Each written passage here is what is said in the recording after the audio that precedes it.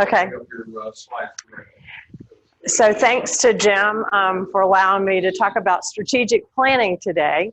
And as we went around the room, I know a bunch of you guys and you're solopreneurs, right? And some of you are small business. So I'm trying to make this relevant for you personally, not just what do I do with clients. So I won't ask you to raise your hand, but I wonder how many people around the room, especially the solopreneurs, have a written plan for this year. Ta-da! David does, of course. Well, you should have one, right? Whether it's handwritten or not. So one of the things that I've done is provide some handouts out over here that I'll go over that are specifically directed at solopreneurs where you can write out your plan. So I just want it to be very relevant to you, not just what do I do. So my presentation is strategic planning. It's 2020, what's your plan? And I say strategic planning for one, myself, David, et cetera, or for many, if you're actually a small business, which is what I usually work with. You ready to go? I'm ready to be ready. All right. So I know a bunch of you around the room. Phil and I go back probably 20 years through Technology Association of Georgia, and he knew me as the COO of Cressa for more than 10 years. But what you might not have known, Phil, is that I actually planned our offsite strategic planning for those 10 years. And we went offsite every year, and I was the person that put together the agenda and all of the data. So I'm very familiar with strategic planning and leading a group through strategic planning. But when I decided, you can go to the next slide, Jim. When I decided to engage with small businesses again and left that position, I wanted to have a tool set that I could bring to small businesses. So I invested in 6 disciplines. As it says, it's a management system for purpose-driven leaders. It was created by Gary Harps. I have his book over here if anybody's interested. I went to lovely Findlay, Ohio, and trained directly with Gary for a week, which was amazing. Anybody here heard of Peachtree Software back in the day? Yeah, everybody knows it. Well, Gary, yeah, it's still around. It's through Microsoft now, but Gary actually developed a competitive system called Solomon Software, and he and a couple of buddies ran that company for 18 years and successfully sold it, and eventually it was kind of merged with Peachtree Software, by the way, so it's a very interesting story. So what Gary, in his 18 years, got her plan mapped out for the whole year. How many calls she's going to make, what networking group she's going to be in, etc. So she does it by herself, but I have another friend who gets a group of associates together and they spend a night sitting there, each working on their plan.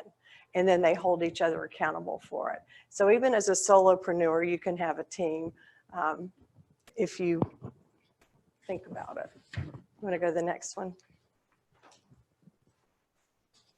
So once you've got, in strategic planning, once you've decided who's going to be on your team and you've made the time, one of the most important things is to collect the data. And this is one of the things that I did for Cressa, and it usually took me several weeks to pull everything together. And it's not just P&L data. We actually had what we called a report card. And I had each of the managing principals and the principals fill it out every year. So over time, I had 10 years worth of data on how do you feel about our administrative services that we're offering to our brokers? How do you feel about what other people in the real estate industry think about us? What do our competitors think about us? And I actually had a scale and had that report card for 10 years and looked at it historically. Were we offering the right marketing and advertising services? So it doesn't have to be just something that's off your P&L, which is always great to do to run some data. SBS, for example, is an accounting firm. They've got all kinds of data, right? But when we got into it and I said, they have small, medium, and large customers, which is your most profitable category? They didn't know. They have several niches, churches, car washes, etc. They didn't know the profit margin for the different segments. So as we got ready for strategic planning and we talked about what did we want to come out with on the other end, we had to start gathering that data before we sat down to do the strategic planning.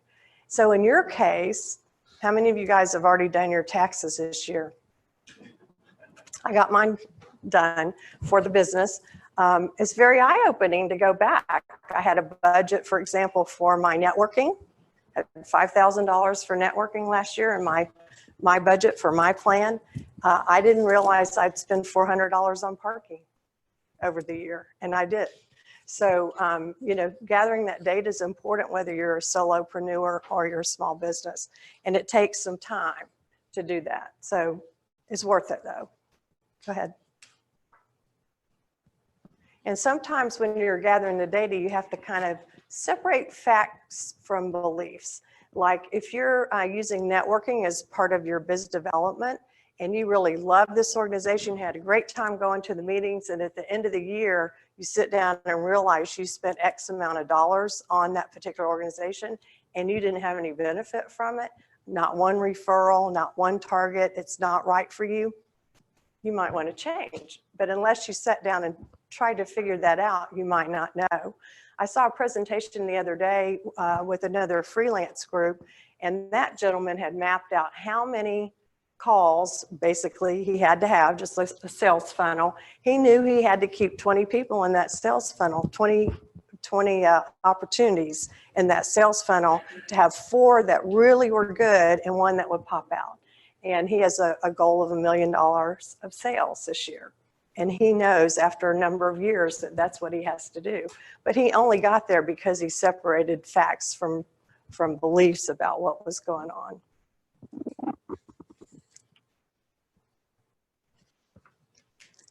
This is a step in strategic planning that in our 6 disciplines we find is very, very important.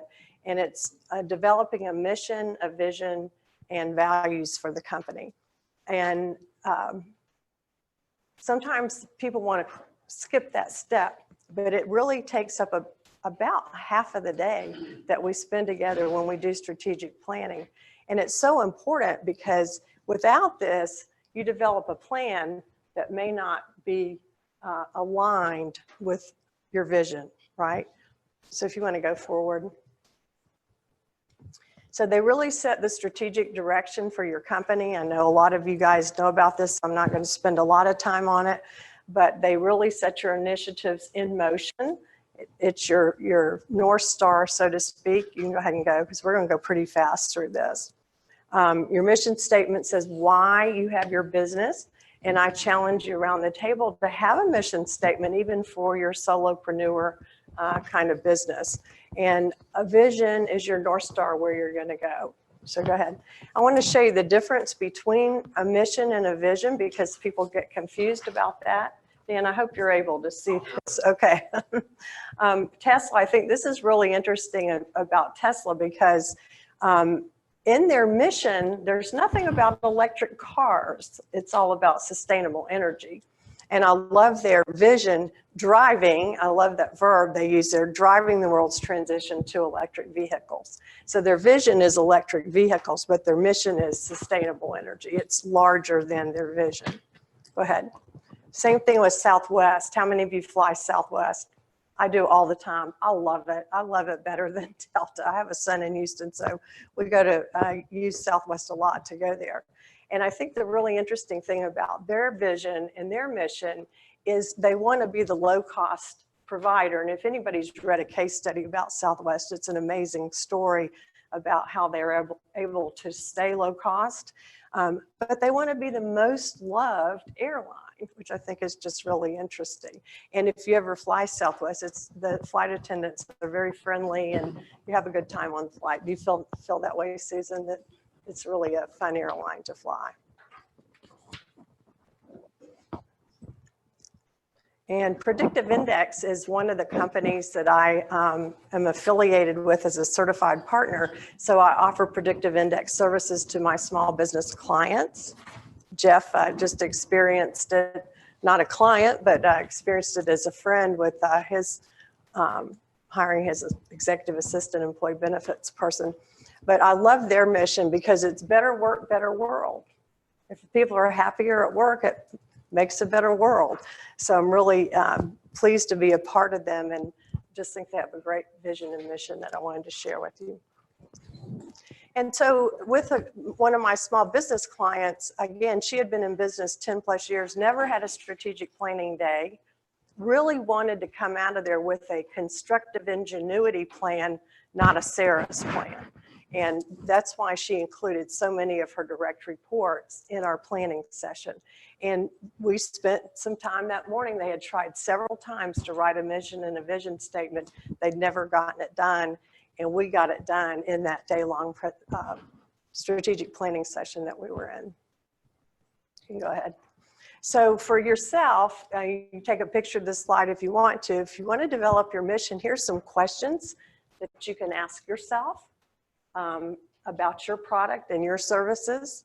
And then there's some for vision. We'll take just a minute, Jim, and then you can flip the slide. So these are some things just to sit down and think about when you're writing your own vision and mission statements. So your vision statement is how you do what you do. And in our strategic planning day, using the 6 disciplines methodologies, we spend a lot of time on what makes your company different. What makes constructive ingenuity different than any other project management, right? So we spent a lot of time differentiating their services. Same thing with SBS. We spent a lot of time thinking about how they could differentiate their virtual accounting services from anybody else's. And we have to think about that too. We just went around the table and everybody said blah, blah, blah, right? And how do I know that I'm different from you? I know how I'm different from Phil, because we're not in the same industry, but several of us sounded like the same thing, like you and I, right? Interim fractional COOs, your CFO, right? So what makes you different than other people? And we actually have an exercise that we go through with 6 disciplines to identify that for the company during the strategic planning session.